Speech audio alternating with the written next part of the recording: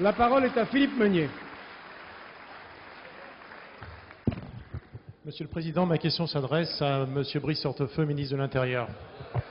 Monsieur le ministre, des drapeaux français arrachés puis brûlés d'un monument aux morts dans une ville du département du Rhône. Le drapeau français arraché du Capitole à Toulouse puis remplacé par un drapeau étranger. Des magasins pillés, des véhicules incendiés, des policiers blessés, le tout par des supporters de l'équipe nationale d'Algérie. Des violences inouïes, des mobiliers urbains détruits à Marseille suite au report du match OM-PSG. Assez. C'est intolérable. Et le tout pour des matchs de foot, joués de surcroît à l'étranger par des équipes étrangères. C'est la raison pour laquelle, monsieur le ministre, il faut arrêter ces délinquants et les sanctionner les plus lourdement. Monsieur le ministre, pouvez-vous indiquer les montants des dégâts occasionnés par ces compétitions? Pouvez-vous indiquer le nombre de policiers et de gendarmes mobilisés pour assurer la sécurité des biens et des personnes à l'occasion de ces 3 matchs? Monsieur le ministre, les fédérations nationales de foot et internationales de foot ont-elles fait part de leurs regrets et de leurs excuses officielles auprès du gouvernement de la France pour ces exactions? Sinon, il serait temps qu'elles le fassent. Car ces hauts dignitaires du foot devraient comprendre qu'ils sont responsables de ces événements. Ils doivent payer les dégâts occasionnés par ces compétitions.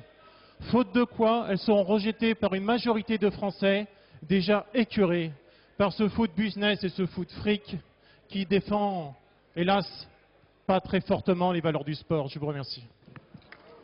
Monsieur le ministre de l'Intérieur. Bon, après j'arrête, je réponds plus, moi, c'est terminé. Monsieur le Président, Mesdames et Messieurs les députés, Monsieur le député Philippe Meunier, vous m'interrogez donc sur les conséquences des violences commises à l'occasion de différentes manifestations sportives. Je vous le dis, il ne faut pas confondre 2 types d'événements qui sont en réalité de nature très différente. Il y a d'une part les violences urbaines pour lesquelles une rencontre sportive n'est en réalité qu'un prétexte aux exactions. Je pense à des matchs effectivement de football entre équipes étrangères qui se sont déroulés en dehors du territoire national. Je pense à celui du Caire, je pense à celui de Khartoum. Cela a entraîné effectivement des violences. 24 forces mobiles, vous m'interrogez précisément, je vous donne donc le chiffre, 24 forces mobiles ont été consacrées aux suites du match de Khartoum le 18 novembre et 217 personnes ont été interpellées. Il appartiendra naturellement de déférer ces personnes devant la justice. Et puis il y a à côté de ça les violences qui sont commises par les supporters des clubs de football dans et aux abords des stades. Pour mieux les combattre, j'ai pris le contact naturellement avec les clubs, les ligues de football, les acteurs de la sécurité et nous avons créé une division nationale de lutte contre le hooliganisme pour mieux identifier les supporters violents et leur interdire l'accès au stade.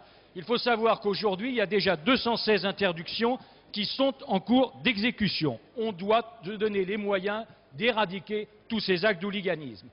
Ensuite, s'agissant des forces mobilisées, vous devez savoir que c'est en moyenne 11 forces mobiles qui sont mobilisées par journée de championnat. Lorsqu'un match s'avère à haut risque, on en mobilise plus. Ça a été le cas pour le match OM-PSG. Il y avait 17 unités et les parlementaires marseillais qui sont là au stade, ça s'est déroulé dans de bonnes conditions.